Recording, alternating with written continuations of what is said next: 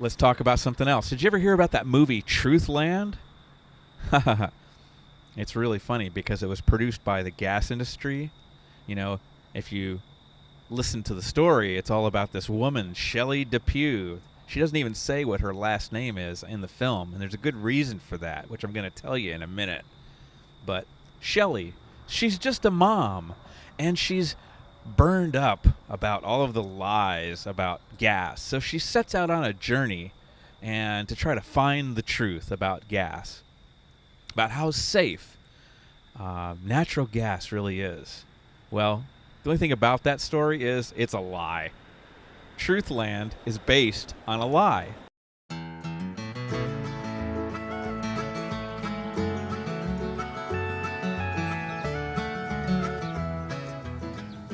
This is where we live, right across the road from Salt Spring State Park in Montrose, Pennsylvania. We were just watching TV, a documentary called Gasland, and it showed some pretty scary things.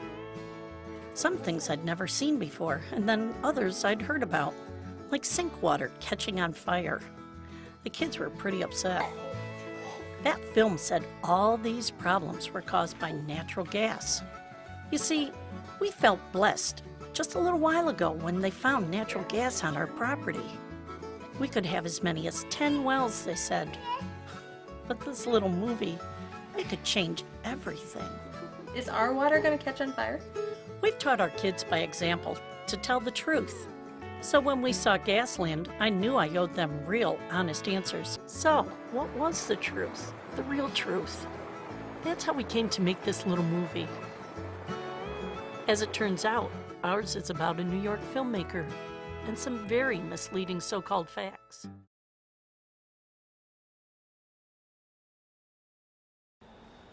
And we have the evidence.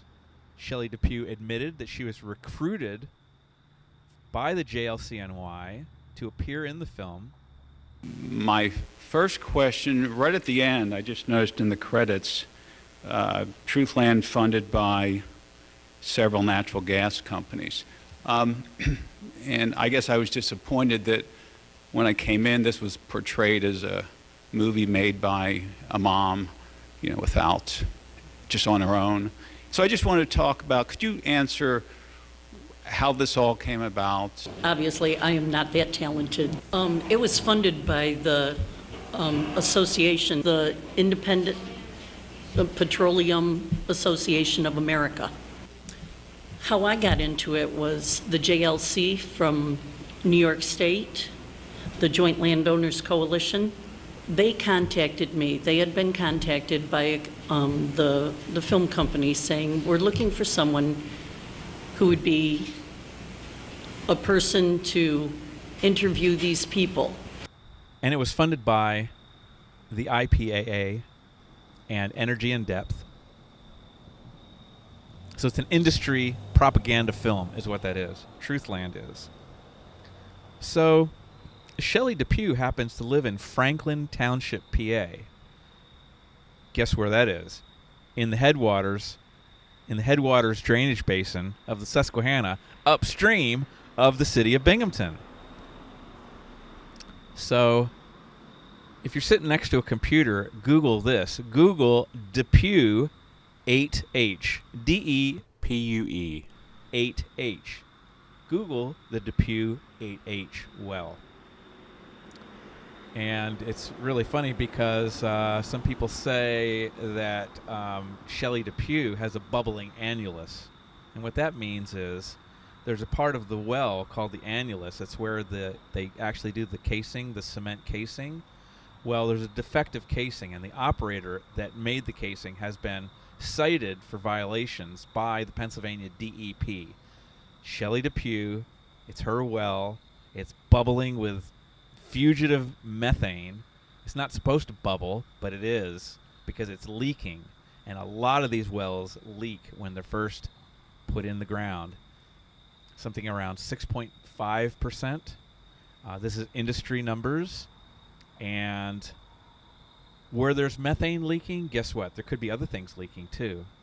The conduit for the methane is conduit for volatile organic compounds, for naturally occurring radioactive materials, also called norms, conduits for heavy metals, conduits for salt.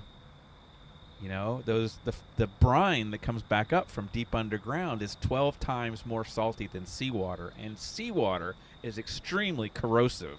And guess what? If you dump salt, like tons of salt water on the ground, guess what it's going to do to the plants and the trees? It's going to kill it. So, fugitive methane leaks is a big problem. That's in Franklin Township, PA. That's Shelley Depue's well doing that. That's in the headwaters for the city of Binghamton. Also in Franklin Township is a little restaurant called Heavenly Angels. It's on Route 29. And if you go in that restaurant, the outside there's a little sign that says, "Our water's fine." But if you go inside the restaurant, they have a posting, a note that talks about barium in the water and maybe some other chemicals too. I'm here at Heavenly Angels, Franklin Forks. I'm going to ask them some questions about their water quality issues. They still have the sign up. How are you? You guys working on the trees?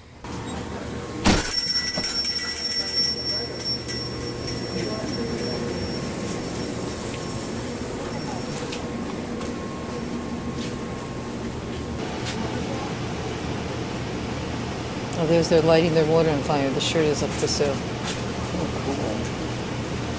They got a shirt for sale. Franklin City Truth. Yeah. I'm going to ask Bill. Come on, Craig, I'm going to ask. Let's go. What's that? Let's go.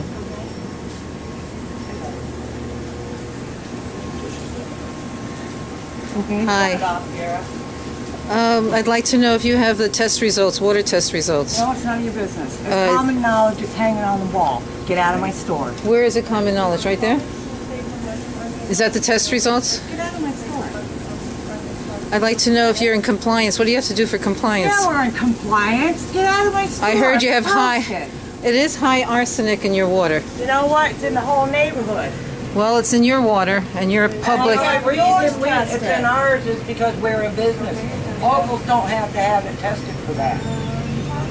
They're being tested, the locals, too. Listen, we're going to have to get you to leave. Please. Go. Please.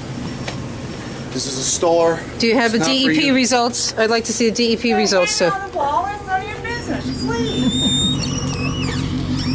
4 blowouts under Laurel Lake Creek, you know, the Blackwater and Great Bend Borough. Half a dozen examples of contamination that have occurred in the headwaters of the city of Binghamton. Those are just the ones that I know about. There could be more. There's likely more. Every one of those 98 wells within the headwaters of the water supply for the city of Binghamton is a potential and likely source of contamination. This is a serious problem. So the question is, how many tons of chemicals have already entered the headwaters region upstream of the city of Binghamton's water source in the last 4 years due to hydrofracking in Pennsylvania? This may startle you.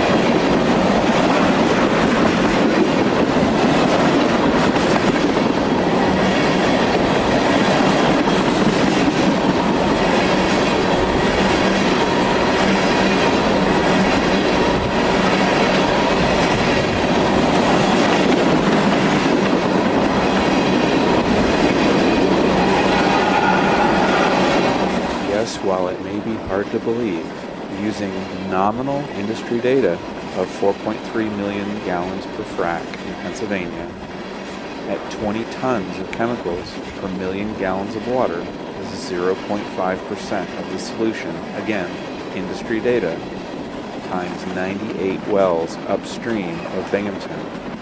This equals an astounding 8,500 tons.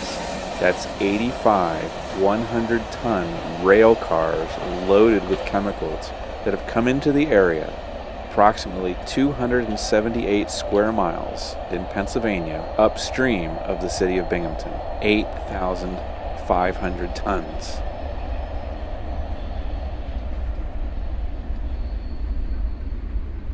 And the really frightening thing is, all of these New York cities, towns, and villages which drink water that is influenced by either the Susquehanna River or the Tioga or the Chemung River are at risk. Binghamton, Johnson City, Endicott, Vestal, Appalachian, Owego, Waverly, Loudoun, Elmira, Horseheads, Big Flats, Corning, Painted Post. 160,000 New Yorkers are at risk from having their water contaminated from fracking operations in Pennsylvania right now, despite the New York moratorium.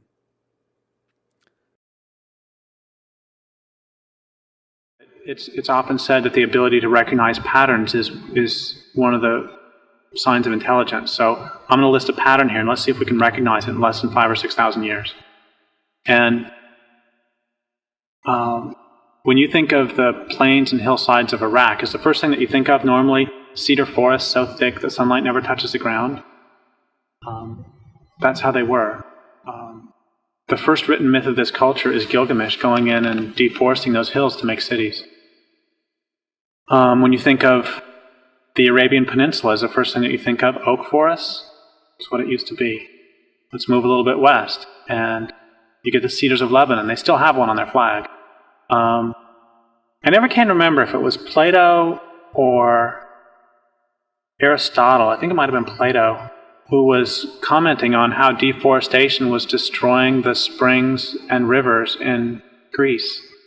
And I'm sure that those in power said, well, we need to study it a little bit longer first to make sure there's a connection. Greece was heavily forested. Italy was heavily forested. North Africa was heavily forested.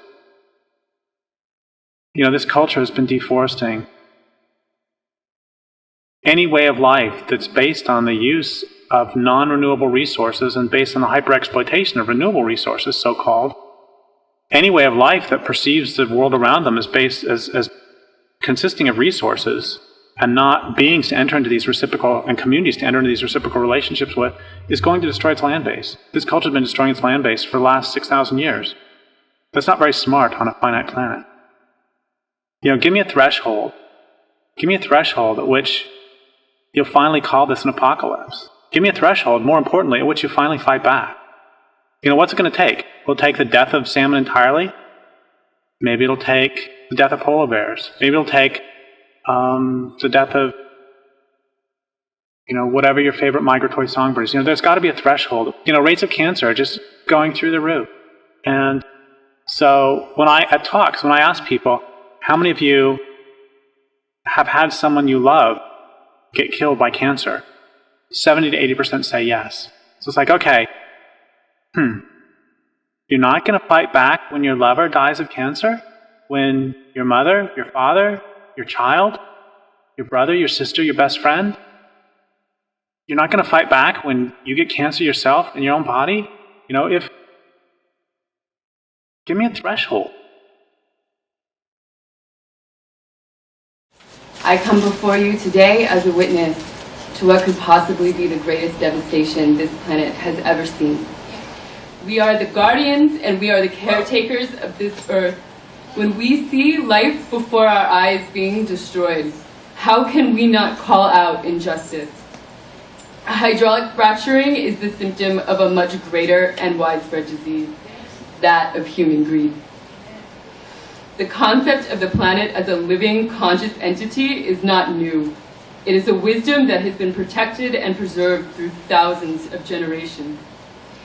These corporations take and take with no giving back.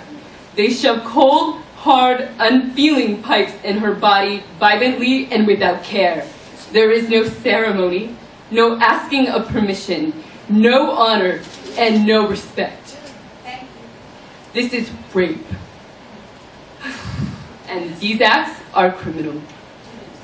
They poison her waters indefinitely for the sake of profit. These actions are poisoning life for every generation that comes after. Our children are getting sick now. But what is to say how these chemicals will affect future generations yet to be born? As a woman, I will tell you that this is poisoning our wombs. You poison the source of life. You poison all life on this planet for every generation that comes after us. Are you willing to hold that responsibility here today? I am asking you that if you have the power to impede the progress of what has become a global monster, then use that power. Do not let these corporations move forward in their violent and destructive acts. Say no and stand for the protection and continuation of healthy life on this planet. I do not need facts and statistics to tell me that the process of hydraulic fracturing is dangerous. I listen to my heart, and I am asking you to do the same. Listen to your heart, protect life, and say no.